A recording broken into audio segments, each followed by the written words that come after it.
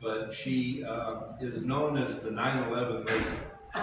Um, in that she has been promoting the 9/11, and she'll probably get into that. I think 10 years, at the 10-year anniversary, nothing was done, nothing was ever talked about. No mention. So nobody's doing anything, no remembrance, no nothing. And did we make a promise that we were never going to forget? And those 15 years come along, and so I think that's the first time that you 10 years. the 10 years. Yeah. 10 I guess years. I should give a little history on that and everything. That would be nice. Yeah. Want to get started? Yeah. So I'd like to introduce you to Betty Blanco. She's like I say, from Atlanta, and she has done a lot of research. The talk tonight is mostly about the 31 Coloradoans that have passed away in this attack. A lot of us don't really realize that there were some Coloradoans that were involved. She told me about the pilot that flew into the Pentagon. That pilot was a Coloradoan.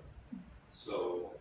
Well, you drew the name of, who was it that, he's gone. No, there you are. Did you draw a name? You didn't draw a name. Who was it that just drew? The librarian. The librarian just drew the name of Dillard, and he was on like 77. So, and I would like for you to pick names tonight. So don't let me forget, okay? In fact, we'll do that before we start the show, so then when they see the picture of them on the show, then That'd be nice, yeah. yeah, they'll say, oh, I got them. Okay, so I'm going to turn it over to Betty, Okay. and she can take it from here. Now, Let's he's welcome. kind of, I'm so glad you came tonight, because I really love sharing these stories, and I think these stories are important enough that Coloradoans should know the stories about their own people, you know, the people from our state, and especially if they're local. And we do have a family that lives in Boone, Colorado, that they lost a loved one.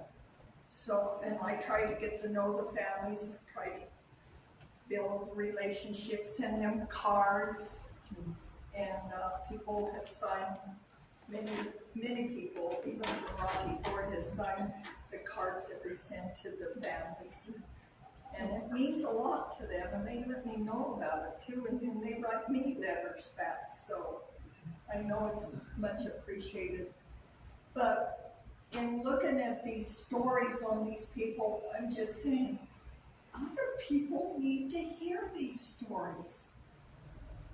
Because we've got some real genuine heroes from Colorado, and to me, they need to be recognized.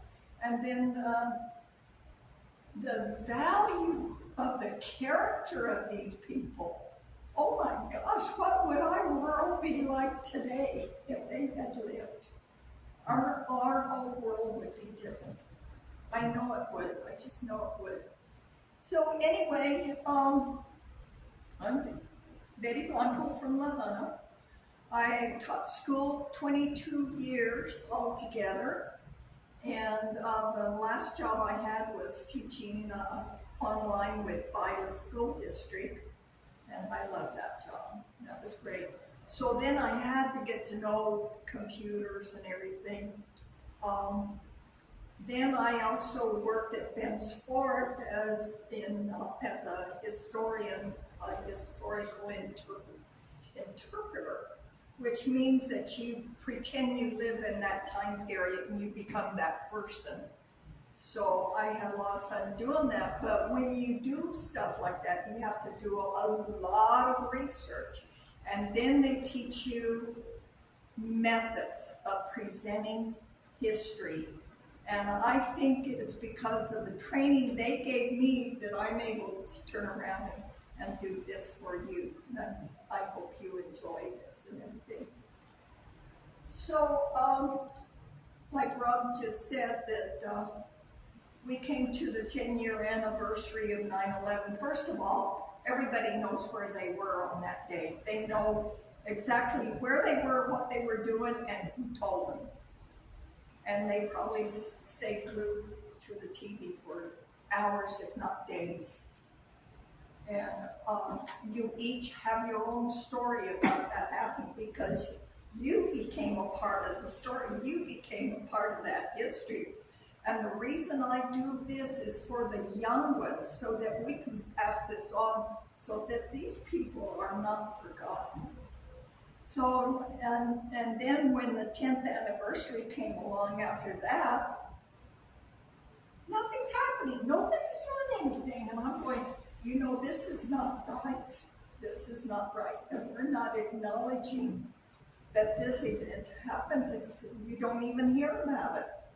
So I started going out and saying, well, we're going to do this, and we're going to have this at the Santa Fe Plaza, and everybody's going to come. But then I started getting opposition because I'm also the founder of the Tea Party in the Valley. And people didn't want, it can be a very political thing, and some people look at it one way and other people look at it another way. Well, that interfered. People didn't want to have anything to do with it because it was a Tea Party event and go away, you know? So I'm going, oh geez, how are we going to get this done? So then I had to step out of sight and turn it over to somebody else to do the footwork. So what am I going to do? Well, gosh, we need to find out who the Colorado, was there anybody from Colorado in there? Surely there's somebody from Colorado. And at that time I found 7 people. And it opened up a whole new world to me. And one of the people that I made friends with was the widow of the pilot of Flight 93 that crashed in Pennsylvania. And she just started sending me pictures of her and her family. She sent me pictures of her husband's items that they had found at the site. And I said, wait a minute, something's incongruent here because I'm being told that they found nothing in Pennsylvania. And here is his passport and his logbook and his keys and a letter he wrote. So yes, they were finding things there. So then I started looking a little harder at things. So, and then when we had the 10th anniversary, we recognized those 7 people. The firemen came down, they brought their big trucks and everything. They dressed up in their best suits. The policemen came down and we did the balloons. We put names on each of the balloons and let them go, which I know now you're not supposed to do. But I turned and I looked, and these firemen and these police officers were quiet. And because of that, I knew I was doing something right. I was doing a very good thing. And so I just wanted to keep that going, that people will learn these stories. And so when the 20th anniversary came along, the Chamber of Commerce in La Junta said, go for it, and we're going to let you have the gazebo, and you set up the gazebo and do whatever you want. And there was a whole different Democrats and Republicans and Independents, and everybody got involved on that one, and it made me proud, you know, because we are not Democrats, we are not Republicans, we are Americans first, every one of us, and that's why we should care. So, oh gosh, did I get on my soapbox? Nailed it. Oh gosh. Anyway, I'm just so proud of you all coming down here to learn these stories. So I guess we should get started because I've got 52 slides, and if I spend 1 minute on each slide, it's going to be 52 minutes, and I'm going. Okay. So, can you all see the screen all right?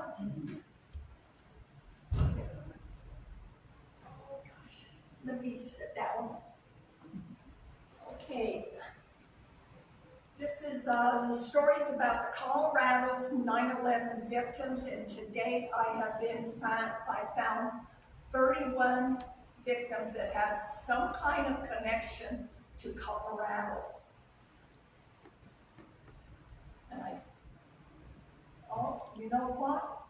Something got deleted here, or it got moved around. Okay, let me back up. Okay. Airplane, the takeoff was American Airlines Flight 11. It left Boston at 8 o'clock in the morning. And this is the airplane that Muhammad Atta took over. And I will tell you, up to this point, these terrorists were flying the airplanes, trying to figure out which is the best day to fly, where they're the fewest people and they're not the busiest, and when it would be the easiest to take over the airplanes. Plus, one of the things they learned by taking these airplane trips was what time the cabin doors opened.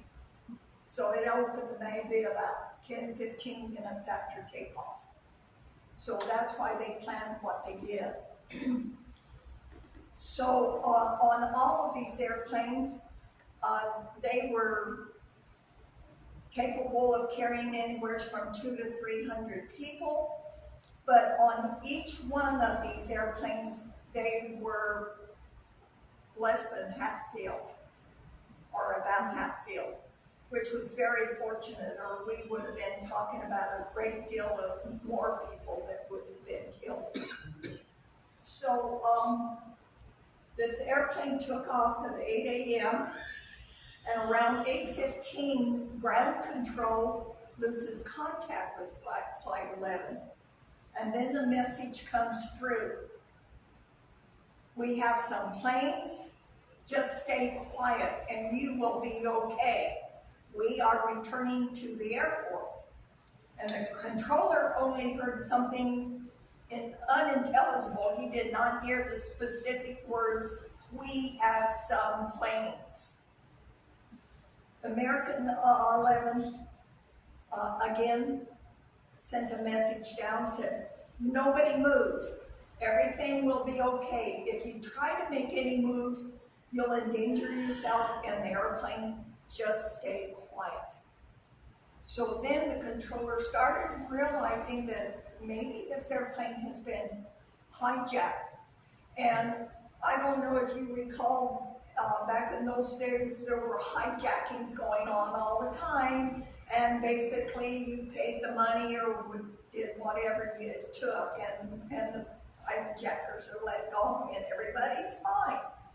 But this has turned into a whole entire different story. And the reason we know what happened on that airplane is because of these two stewardesses, Betty Ann Onk and Amy Sweeney. And they started calling the ground crew, and they started reporting that they'd been hijacked and that there were people injured up in the cabin.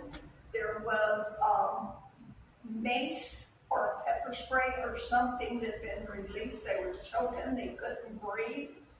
And then they said somebody, one of the passengers is injured and bleeding, and they thought he was dead. And the reason we know what happened on that airplane is because this is all in the 9/11 Commission report. And you can find all that information there. So when they reported that, then that became the record, a historic record of what happened. Well, the passenger on the airplane, I call this man a real American hero, and they need to make a movie of him. Danny Lewin was born in Denver, Colorado, on May 14th of 1970.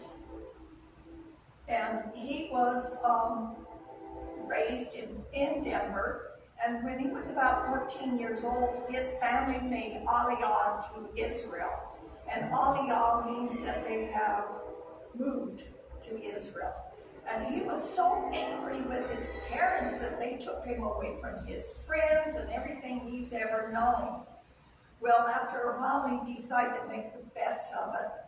So he started accepting what was going on. He learned Hebrew. He joined the IDF, which is the Israeli Defense Force. And he became a captain in the IDF. They sent him out on espionage missions, spy missions. He learned Arab and was a very intelligent man and very strong. This man had it all. They said he was so strong he could have taken somebody's head off. He was, I can't even imagine somebody with that kind of intelligence and that kind of strength. But when he got out of the service, he returned to the United States and went to Massachusetts, MIT, what is that, in technology school. Massachusetts. And he made friends with one of his professors, let me think, Bob Layton. And he made this connection with Bob Layton, and he was so smart and everything that they started a company together called Akamai. And Daniel Lewin, do you remember when we used to get on the computers, we had to have the dial-up connection and all that noise and everything? This man right here figured out how not to do that, how to just get on the internet. This man right here. He could have become famous like Steve Jobs or Bill Gates. He was that caliber of person. And he's a Coloradoan. Think about that. So anyway, he's on this airplane, Flight 11. He's right up front in the business class with the terrorists. And they're talking Arab. And guess who knows Arab? He understood what they were saying. So when they jumped up to take over the airplane, he jumped up to stop them, not knowing that there was a terrorist right behind him that jumped up and slit his throat. And he still turned around and took that guy out. And it's all in the commission report. So if you want to have some good reading. So, and let me show you, I skipped. Okay, this is Danny Lewin with his partner Tom Layton of the Akamai company. So actually, Danny was on that airplane because he was heading out to California to take care of some company business.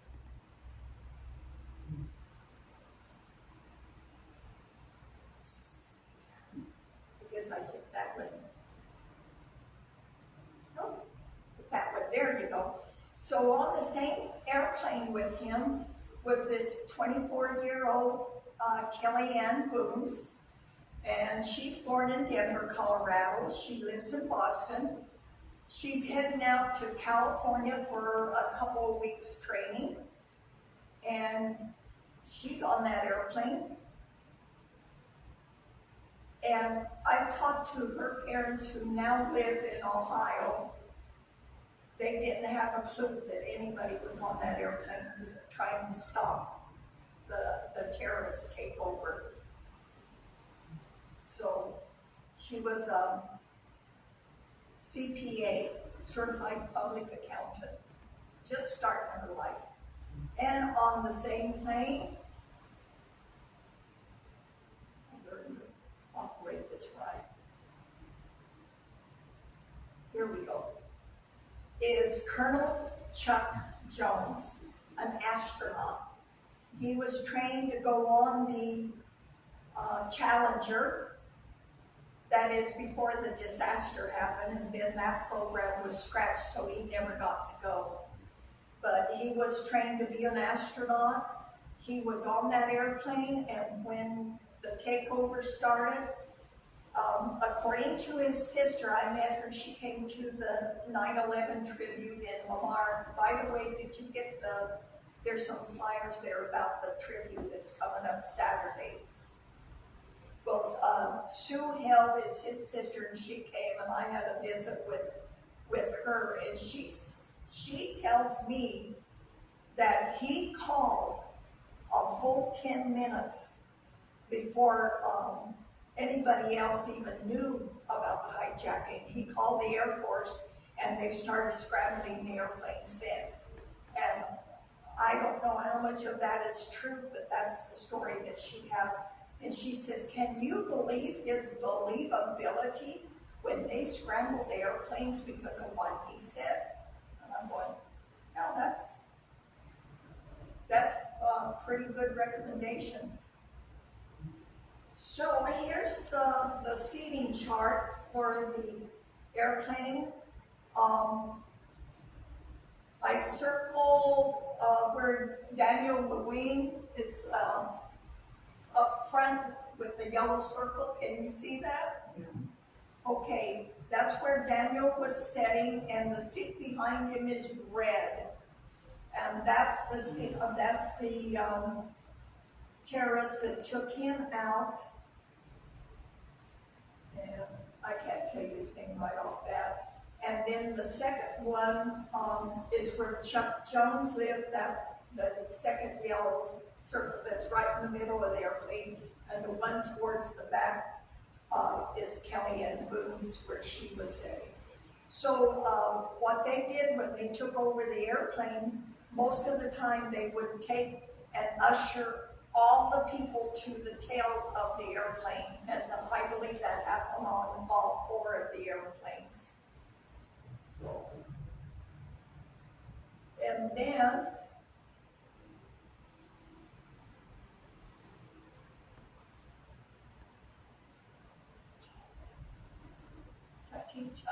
touchy. At 8:46, the airplane crashed into the first tower. The reason we have a picture of the airplane crashing into the first tower is because there was a couple of Frenchmen with the last name Nadet, and they were brothers. They were over here doing a documentary on a rookie fireman, and they went out with the rookie fireman, out with Chief Pfeiffer.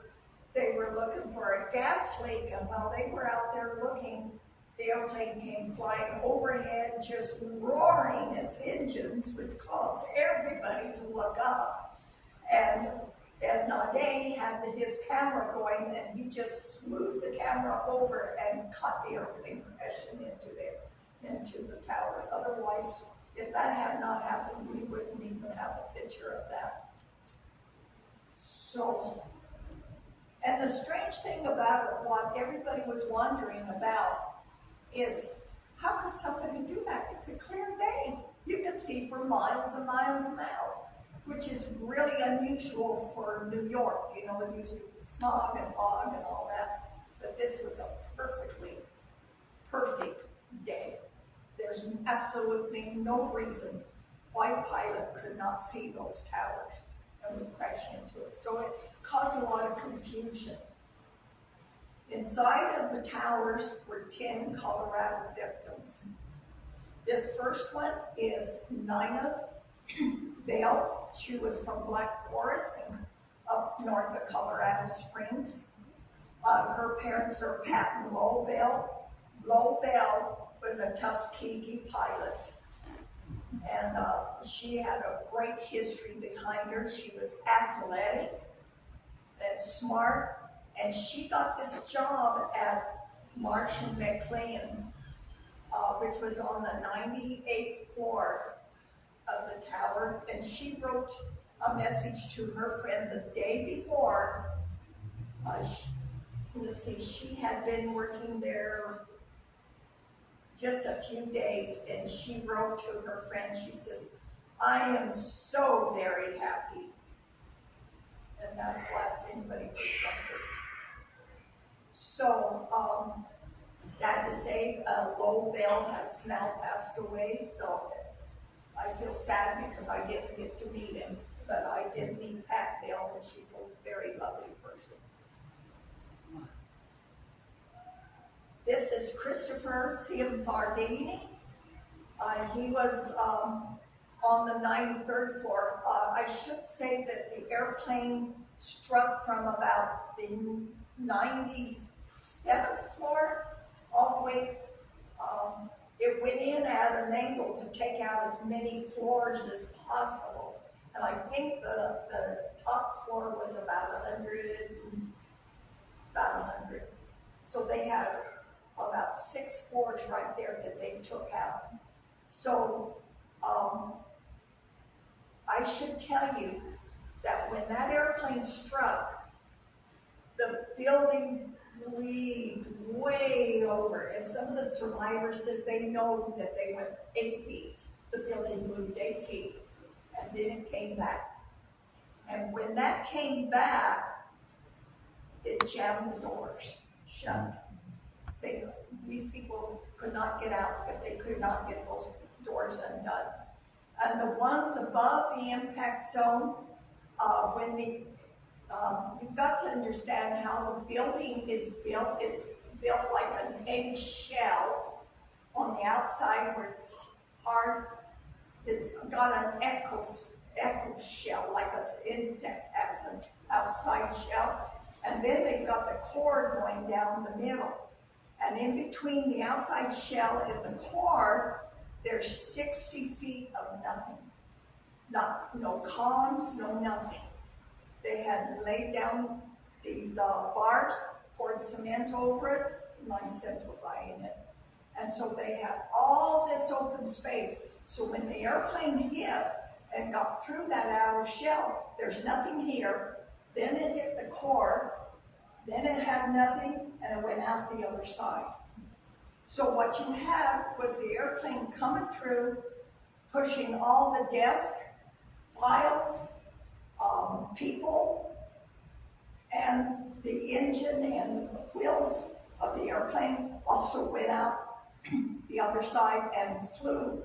I think they found one of the parts 6 blocks away. So it hit with such power. I believe that it was doing about 500 miles per hour at least. Also because it was flying from coast to coast, it was full of gasoline. Well, remember I said that they had the core in the center of the building? That's where the elevators, all the utility lines, the bathrooms, and the stairwells were all in the center of that building. So when that airplane hit, that gasoline, the jet fuel went down the elevator shafts and down the open areas, down the elevator shafts. And when the lobby doors opened, down on the bottom floor, the flames shot out. And with the electrical circuits and everything, it struck that flame and it just shot out, incinerated everybody on the ground floor, in the lobby there. So when these firemen are showing up, they're finding all these incinerated bodies all over the place and people dying from being burned to death. So they're over here confused. How do people in the lobby get burned when the airplane struck way up there? Confusion, lots of confusion. So it was a horrendous day. But these people up in the North Tower, they really didn't know much about what happened. Just all of a sudden there's smoke coming in. If they're aware of the striking and the building moving, they might have thought it was an earthquake or something. But the building started filling up with smoke. So many of them had to start jumping. They said that about 200 to 300 people jumped out the first tower. I would hate to think that any of our Colorado victims did that, but I don't know. Nobody knows. But we have very smart people like this Christopher Ciaffardini. He just lived for his job. And in fact, it just wasn't a job to him. This was his destiny. This is what he was born to do. And he took it seriously. And he dressed for the part too. So he got ribbed a lot about that. We also have Scott Thomas Coleman. He was an equities broker. Also, if you'll notice, Christopher went to the University of Colorado in Boulder. So did Nina Bell. And so did this fella, Thomas Cole. He studied history. He got his degree in 1993. And his brother was already working for Cantor Fitzgerald, and he was actually one of the managers. So when Scott graduated, Keith Coleman asked his brother to come work with him. So they both were on the 104th floor of the World Trade Center working for Cantor Fitzgerald. Cantor Fitzgerald lost more than any other company. I believe it was like 600 employees. So we have two brothers here that died together. Then we have Brian Thomas Cummings, also University of Colorado. He graduated in finances in '86. He was a math whiz. His brother says that he worked harder than most people. He just was a workaholic, I guess. So they did find his body on October the 30th and buried him next to another brother that he had, Patrick. And this little gal here, Kathleen Ann Kit Farrager, she was on the 106th floor. She was a computer programmer for the Janus Company, Capital Corporation in Denver. She had gone to the World Trade Center for just a few days for training and like a conference or something, and she just coincidentally happened to be there, and she got caught in the 9/11 event. Her sister is Beth Farrager, who is a judge in Denver, and her brother is a doctor in Montrose, Dr. Farrager. So she's a big loss. And you can see the caliber of people that we are talking about here. Here is Christopher Fawnin. He also went to the University of Colorado. He was from Colorado. He was a government bond trainer for Cantor Fitzgerald. And the thing about him, he was on the telephone with his 4-year-old daughter trying to pry her into saying, I love you. And I guess, I don't know if she ever got around to telling her daddy she loved him or not. But after they hung up the phone, 15 minutes later, the airplane hit and he was gone. And this guy here, for some reason, this guy's story really breaks me up. He was a business student, intern, very intelligent. He also went to Colorado State University. He garnered a lot of awards and a lot of recognition for his studies. He had just joined the financial firm only 3 days earlier. I think I heard somewhere that he had to travel 2 hours to work and 2 hours home um, to get there, but he did it gladly. There is a program on the internet. It's called Legacy, and you can look up a lot of these people, and you can read the comments that people left for them. And this is one that really gets to me because his fiance wrote this to him.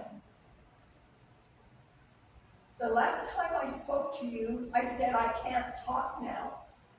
Congratulations on the internship. I'm so proud of you. I'll call you in a day or two. I love you, and hung up. I remember trying to reach you all day, calling again and again, and then finally calling your mom. And her voice so hollow, so scared, I refused to give up. I thought, not my Alok. He's probably off somewhere helping someone. He's so preoccupied with doing good that he's forgotten about calling to us to let us know he's safe.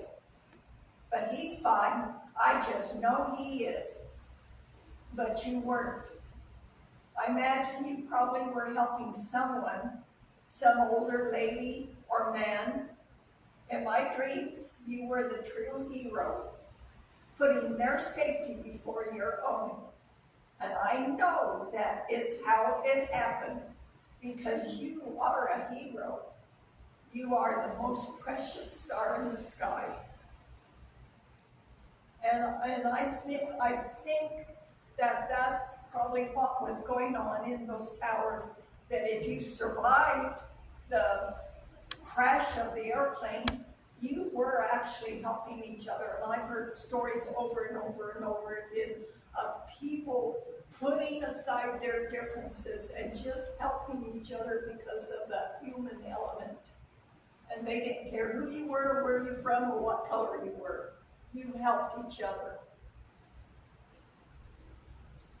World Trade Center, one, we also had Joshua Rosie Rosenblum.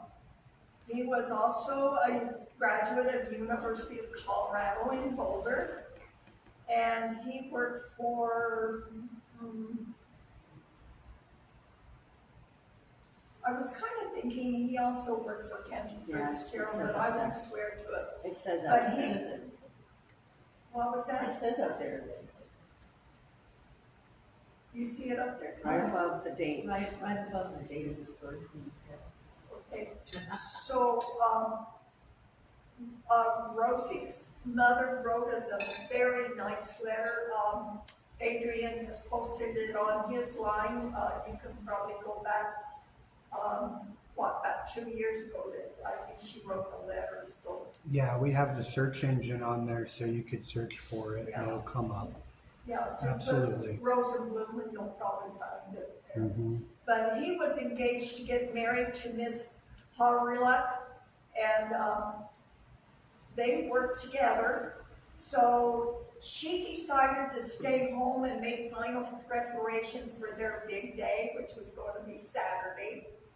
And he decided, well, he's going to go to work just to get one more day in, and we'll see what happens. So, and that's the last I've heard of Miss Harilak. I don't know what ever happened to her. And this is Adam Shelby White. And he, graduate of University of Colorado in biogeochemistry. This is a picture of his mother, Melissa Turney. She's a dancer. And she lives in Athens, Georgia, I believe. And this boy had a future. He had just came back from Frankfurt, Germany, and he was supposed to be in South Africa on 9/11. But the plans got delayed and he was at work. And so he got caught. So Those are the people we had in the first tower. And just the fact that they worked for Cantor Fitzgerald should tell you plenty about the caliber of these people, because they looked for the best. Boston, Massachusetts to Los Angeles, California, we have United Airlines Flight 175. And the head stewardess of Catherine L. Labori was from Colorado Springs. There was 56 passengers on board, and Catherine Yancey's Labori's parents still live in Colorado Springs. They're Jean and Flo Yancey, and just recently I had a visit with her daddy, and I said, you know, I've had something on my mind, and I don't know how else to say it to you except just come right out and say it. I think she was probably the first person killed on that airplane, for the simple reason she was the purser. She was the head stewardess. She was up front with the terrorists, and in all 4 of the flights, the terrorists jumped out and took out the head stewardess first. So, and her father's reaction was, yes, I know, but her mother doesn't know, and I don't want her to know. So, families keep secrets too. So, but he's very protective of his wife. Catherine went to Mitchell High School in Colorado Springs. Every year they hold a tribute for her. Her daddy is an artist, so daddy contributes paintings to Mitchell High School. They auction off the paintings, and then all that money goes to a scholarship for our ROTC student at Mitchell High School. So that's something somebody does that's really nice, I think. On the same airplane with her was Maclavio Joe Lopez from Pueblo. Actually, he went to Pueblo County High School, and his mother and sister still live in Boone, Colorado. His wife has moved back to California. Joe was on that airplane because he was a pipeline construction man, and he had not seen his family for a whole year. So he was on that airplane heading back to visit his families. So that's kind of a sad deal there too. And of course, you've got to realize that on all these people, when I talk about that they had children, you got to realize all those children have grown up now, because that was 20 years ago. And so here, these children grew up without knowing their dad or their mom or whoever, and going on with their own lives. So, looks like slides got mixed up somewhere. Okay, this is flight 175, and the yellow circle shows where Joe Maclavio was sitting, and of course Catherine was right up front with the terrorists. And this picture shows it flying into the second tower, and I think most of us that were watching that day, we saw the second airplane crashing into the second tower. So once again, we're all witnesses to that by way of television. So, fortunately for us, there were only 2 Coloradoans inside the building. We have Allison Horseman Jones. She was active, she was athletic, she did all kinds of athletics, mountain climbing, biking, running, and she's a newlywed. And her husband would talk about how she would scream and yell as she rode a bicycle down the hill, and I could just picture her doing that. So she was preparing for this year's New Year marathon. On April of 2003, they found Allison's femur bone. So this would be a year and a half after the 9/11 event. They found her, they had probably already had her femur bone, but they did DNA testing on it and compared it with hair off of her hairbrush or cells off of her toothbrush. And that's how they were able to figure out. And also in the same building was Paul Kenneth Sloan. He was born in Denver. He was in the second tower. So when the first tower got hit, then he called his mother in California and left a message for her and says, "Mom, I know it's early, but you're going to see this on the news, and I don't want you to worry. I'm in the other building, and I love you." And over the next several minutes, he called friends and relatives, telling them that he was being told to stay put. And they were telling the people in the second tower to stay put because there were people jumping out of the windows, and so they didn't want them to get hit by flying debris. So they just told them just to stay put. And some of them did, and some of them didn't. But Paul did, and he was actually on the phone with his sister, and the phone went dead. So.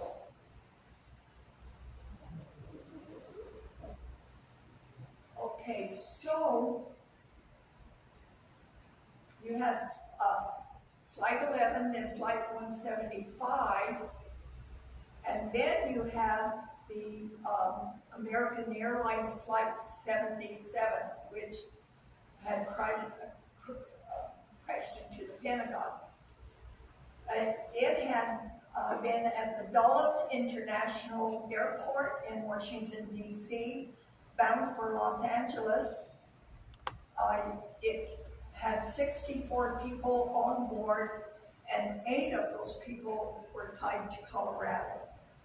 The first one is Dr. Yenny Betru. He went to the Holy Cross Abbey in Kansas City. He was actually from Ethiopia. He was raised in Ethiopia, born and raised in Ethiopia. And his grandmother could not get dialysis in Ethiopia. So he made a promise to his grandmother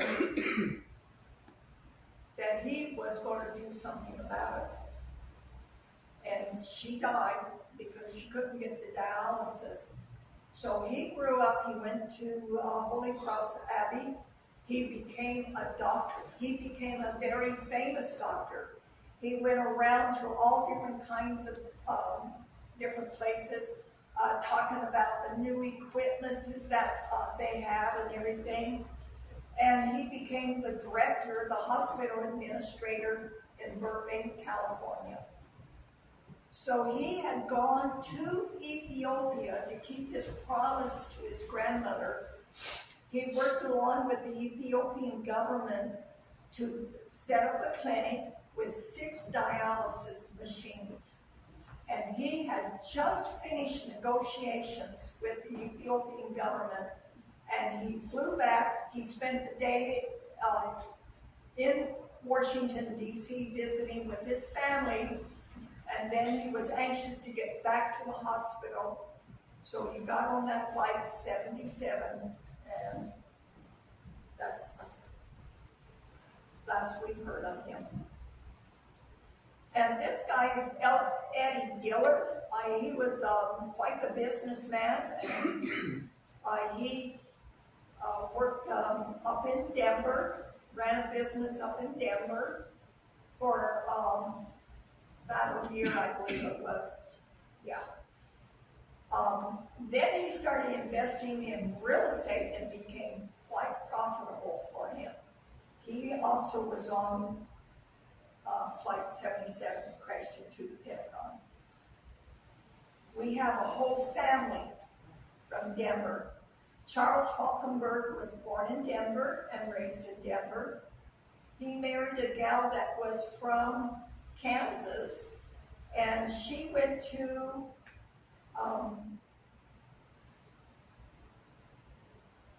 the Colorado State University, and the two of them got married, and after graduation they moved to Maryland, and they had these two little girls. Mommy taught at George Washington University, and Charles had some kind of corporation job, and he was pretty successful. But he took time off, and the four of them was going to go to Australia because Mommy went and got a fellowship to work and study in Australia. So they were kind of going to go along with her so they could have vacation. So here's Mommy, Leslie Ann Whittington Falkenberg. And then I have to back up to those two pictures. I don't know how these slides got moved around, probably when we were monkeying with them. We couldn't get it started. So we had two little girls. Zoe is 8 years old, and I guess she was really vivacious and ornery and into everything, and just loved to read and have stories told to her and to tell stories and everything. And then Dana was only 3 years old, just coming into her own. And Dana was the youngest child killed on that airplane. There were also 6 other children that had gotten like a scholarship, and they were going to go to California for, I believe it was Scholastic Magazine had given them a trip or something. I don't remember that story too well, because it's just a side note. But there were other children, and once again, all these people were made to go to the tail end of the gate of the airplane, and so they started making calls to the families and everything, what was going on. And here's the airplane.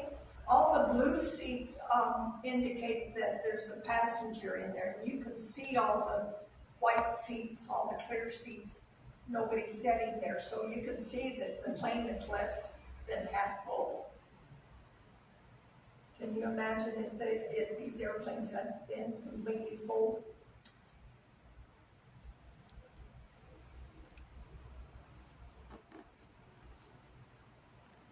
This guy here, you can't make stories up like his story. He graduated from the University of Colorado in aerospace engineering. He was a newlywed, married about a year. He was the lead propulsion engineer and project manager at Boeing Satellite Systems. He had been in the Pentagon working with the military staff and everything, talking to them about how they could track terrorists by satellite and know where the terrorists are and everything. So the next day, he got on Flight 77, which was commandeered by the terrorists that turned around and flew into the Pentagon. And I said, you can't make stories up like this, you know. And then in 2020, there's a guy named Chris Cassidy that went to Chad's father, Richard. Richard lives in California. I visit with him personally. And he tells me, well, this guy just came and told me, he says, I want to take Chad for a ride. Can I take Chad for a ride? So he gave him a pin, a buffalo pin for the University of Colorado's I think the buffalo is called Buffy. Isn't that his name? Little pin, and then a 9/11 pin, and Chad's photograph. And these items went on the International Space Station for 6 months, and his father gave us those items, and they are in the time capsule. And one of these days we'll get it buried, and then one of these days somebody will dig it up.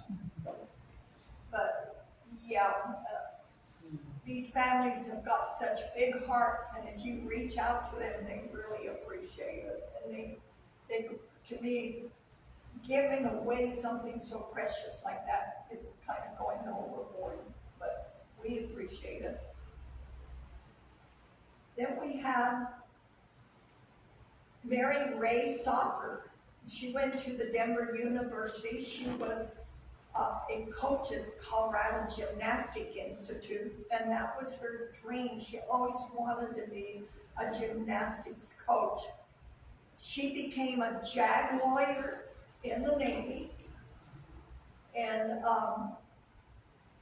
but then she got an offer from the University of California to come and be the gymnastic coach, and that was her dream job. So she got on that airplane, and I believe that she took her cat on the airplane with her, and she was on her way to the dream job. And her mother's kind of feeling guilty because her mother also wrote us, and she says that she was actually going to drive from Washington to California, but her mother told her the flying would be better, and her mother put her daughter on the flight, and she's felt guilty about it ever since. So I'll see if I can share, if we have time, I'll share another story along those same lines. What am I doing wrong? Okay. So here is what the Flight 77, all the markings. Of course, the big circles is where our little family is. Dillard was way up front, the businessman that had business in Denver. He probably knew everything that was going on. He probably saw the stewardess getting killed and everything. So, and then of course in that airplane they moved everybody to the back. This way, I hear a lot of controversy that an airplane didn't really hit the Pentagon, that it was a missile, but I'm here to tell you that there is somebody that lives in Colorado Springs that actually saw the airplane. So, no, that's not true. It really was an airplane that hit the Pentagon. And you can kind of see the stripe. I don't have a marker, but you could, between the two columns there, you can kind of see the stripe on the airplane.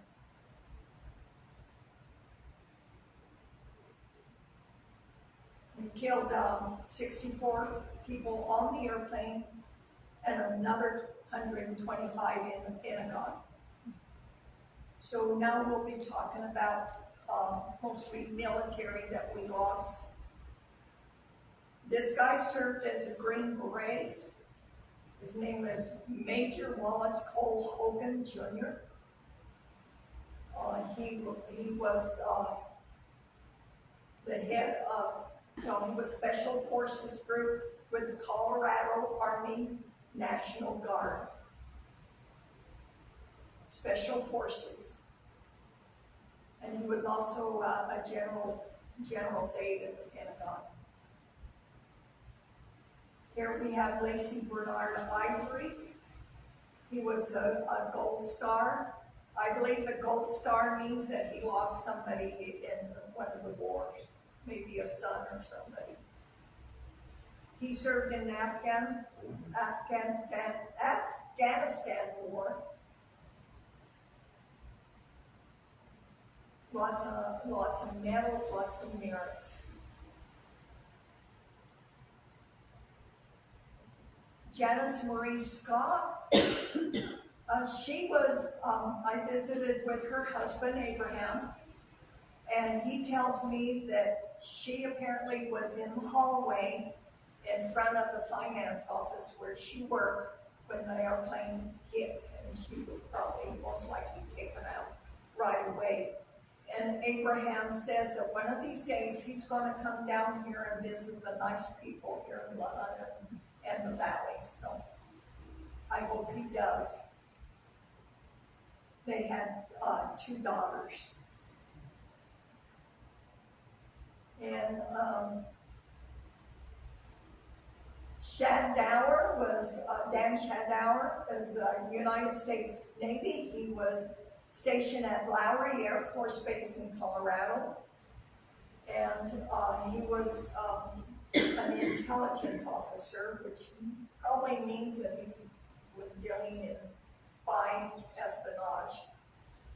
His brother works for the FDA in Washington, D.C., and his other brother is now a retired lawyer.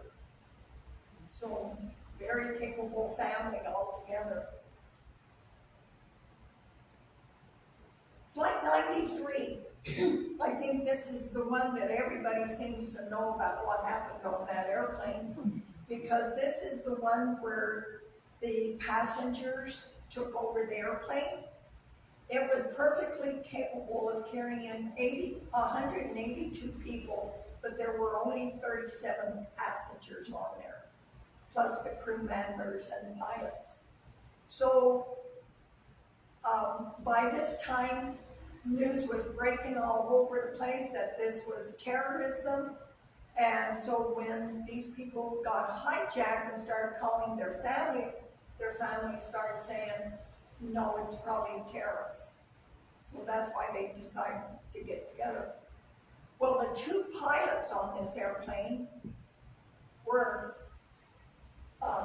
had Colorado connections. Let's go there.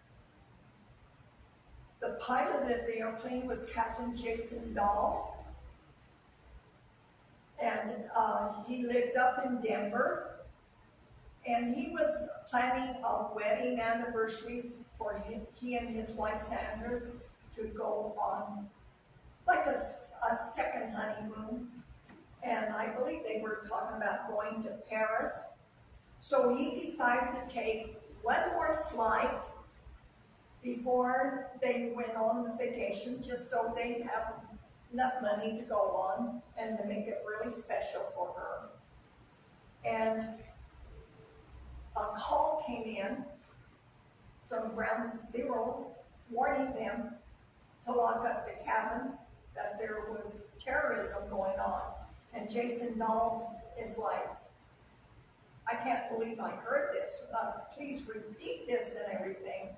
And while that was going on, that's when the terrorists struck, and so he didn't have a chance to really do anything. But supposedly he, or the co-pilot, jimmied all the instruments on their airplane so that the airplane could not be flown back to Washington, D.C. And I don't know what they did, but they did something. So here is his co-pilot, Major Leroy Homer, and he went to the Air Force Academy, graduate of the Air Force Academy. He also served in Desert Shield and Desert Storm, so he's the co-pilot. So when they took over the airplane, apparently they knocked him out first. They kept Jason Dahl alive. And the reason we think that he was jimmying the knobs and everything is because they could hear the terrorists yelling at him, "Don't do that, stop, quit doing that." And then his wife Sandra and the other family members got to listen to the tape recordings, and she heard him crying and everything. She passed out on him because it was just more than she could take. So he definitely was still alive, but he was injured, and he was still doing stuff while he was injured. In the meantime, Leroy Holder regains consciousness, and he's heard over the radio yelling, "Mayday, Mayday." And then about that time, they heard the people breaking into the cabin, and the plane got very erratic. It landed upside down and at an angle in the field in Pennsylvania, and it probably went into the ground like this picture indicates. So upside down into the ground. And here's the hole, and this is what they had left. And here are the pictures of the items that his wife went sent to us. I got to know Sandra Dahl very well, talked to her often on the phone, and she dealt a lot with PTSD.